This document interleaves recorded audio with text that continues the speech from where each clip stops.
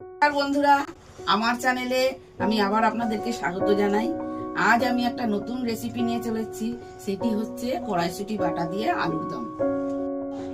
এই রেসিপিটি তৈরি করতে গেলে 100 গ্রাম কড়াইশুঁটি, 250 গ্রাম আলু, এটিকে ছোট ছোট পিস করে কেটেছি যাতে সিদ্ধ হয়, আর একটা গোটা পেঁয়াজ, তাকেও আমি কুচি করে কেটেছি, আর একটা ছোট টমেটো, সেটাকেও কুচি করে কেটে রেখেছি, 3-4টে কাঁচা লঙ্কা, পরিমাণ মতো ঝাল হওয়ার মতন, আর এটা আদা রেখেছি, এটিকে আমি বেটে দেব, তেজপাতা ফোড়ন দেব। প্রথমে আমি কড়াতে তেল দিলাম,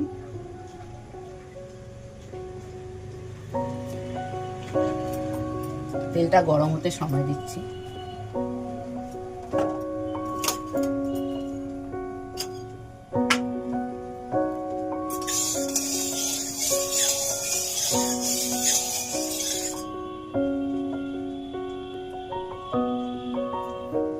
গরম হয়ে গেছে, এবার আমি আলুগুলো আস্তে আস্তে ছেড়ে দেবো।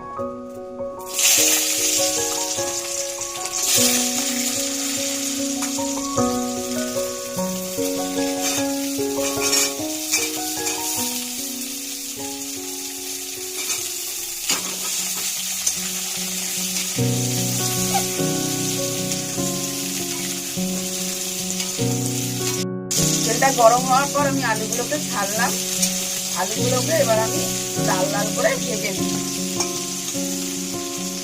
একটু চাপা দিয়ে দিলাম। আলুটা লাল লাল ভাজা হয়ে গেছে, এবার আমি আলুটাকে তুলে দেবো।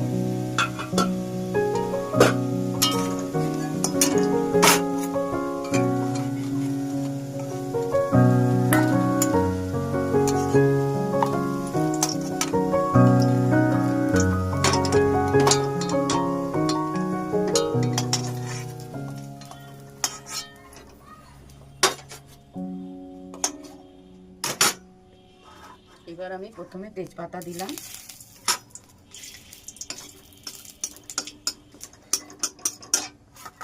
এবার কুচনো পেঁয়াজটা ছেড়ে দিলাম।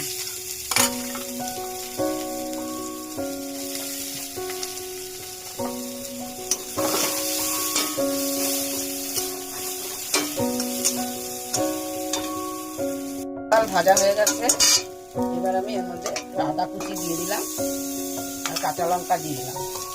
আপনারা দরকার হলে আদাটাকে বেটেও দিতে পারেন।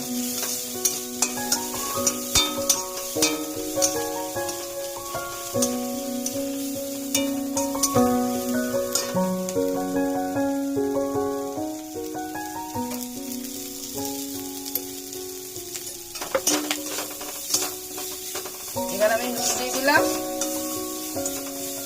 দেব হলুদের গুঁড়ো,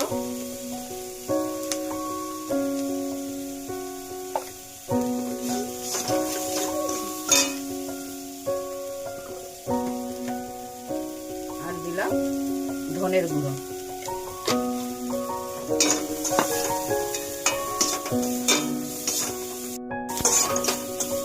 এবার আমি মশলাটি কষানোর জন্য পরিমাণ মতন জল দিলাম।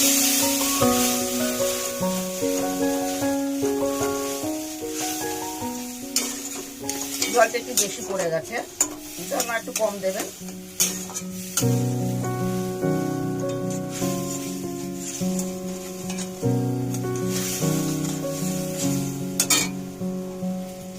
এর মধ্যে একটু চিনি দিয়ে দিচ্ছি,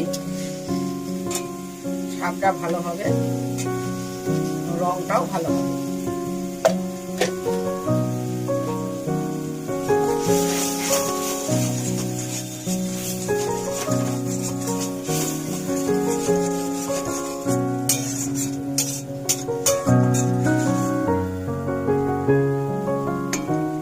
মশলাটা কষানো হয়ে যাচ্ছে, এবার এর মধ্যে দিয়ে দিচ্ছি কড়াইশুঁটি বাটা,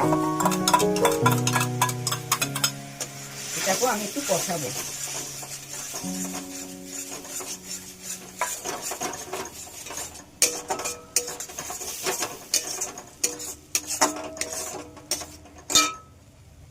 এটা কষানো হয়ে গেছে, এবার আমি এর মধ্যে লাল করে ভেজে রাখা আলুগুলোকে ছেড়ে দিলাম।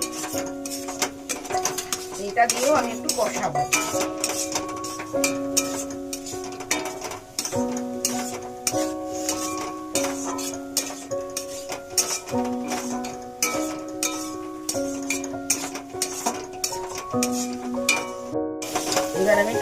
ছাড়লাম।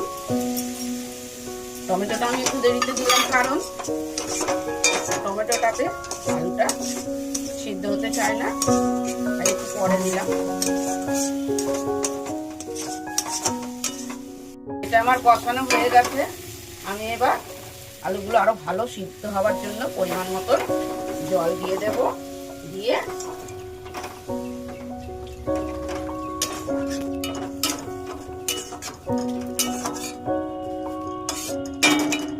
10 মিনিট মতো রাখবো চাপা দিয়ে।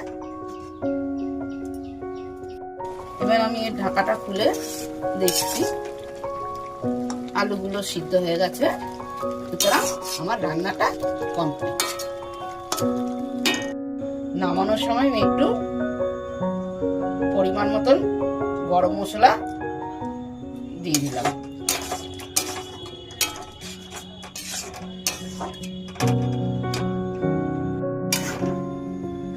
রান্নাটি কমপ্লিট। এটি আপনারা শীতের সকালে গরম গরম লুচি কিংবা পরোটা দিয়ে খেতে পারেন।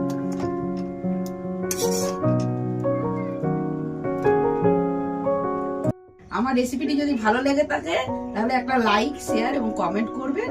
আর আমার চ্যানেলটিকে অবশ্যই সাবস্ক্রাইব করবেন।